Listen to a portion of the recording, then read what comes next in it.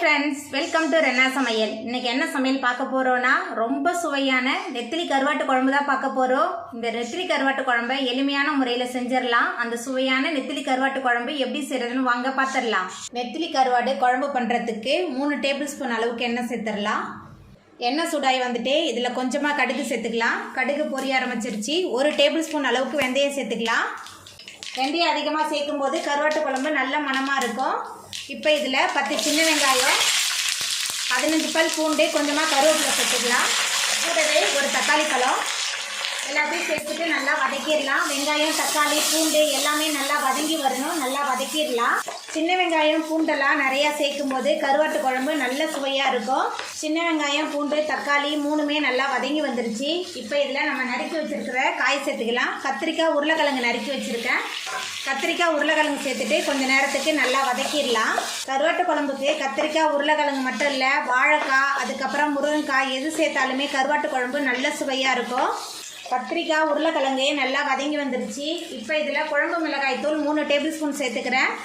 மஞ்சத்தூள் 1 ஸ்பூன், காய்க்கு தேவையான அளவுக்கு உப்பு சேர்த்துக்கிறேன். ஏன்னா கருவாட்டில் உப்பு இருக்கனால குறைவான உப்பு தான் சேர்க்குறேன். மசாலா தூள்லாம் சேர்த்துட்டு கொஞ்சம் நேரத்துக்கு நல்லா வதக்கிடலாம். மசாலா தூள் சேர்த்துட்டு நல்லா கலந்து விட்டு வதக்கியாச்சு. காயெலாம் நல்லா வதங்கி வந்துருச்சு. இப்போ இதில் நெல்லிக்காய் சைஸுக்கு குறைவான புளியை தண்ணியில் ஊற வச்சு கரைச்சி வச்சுருக்கேன். புளி தண்ணி சேர்த்துக்கலாம். கூடவே குழம்புக்கு தேவையான அளவுக்கு தண்ணி எல்லாத்தையும் சேர்த்துட்டு நல்லா கலந்து விட்டுடலாம். தண்ணி, புளி தண்ணிலாம் சேர்த்துட்டு நல்லா கலந்து விட்டாச்சு. ஒரு மூடி போட்டு வேக வச்சிடலாம். காயெல்லாம் நல்லா வெந்து வரட்டும்.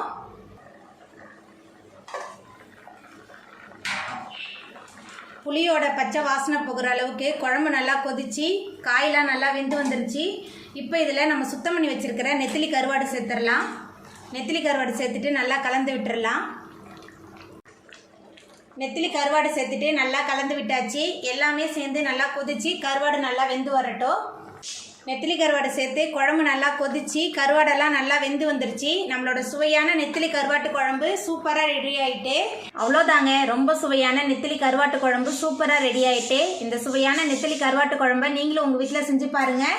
இந்த வீடியோ உங்களுக்கு பிடிச்சிருந்தா லைக் பண்ணுங்கள், ஷேர் பண்ணுங்கள், கமெண்ட் பண்ணுங்கள், சப்ஸ்கிரைப் பண்ணுங்கள். அப்படியே பக்கத்தில் உள்ள பெல் பட்டனையும் கிளிக் பண்ணிடுங்க. நன்றி.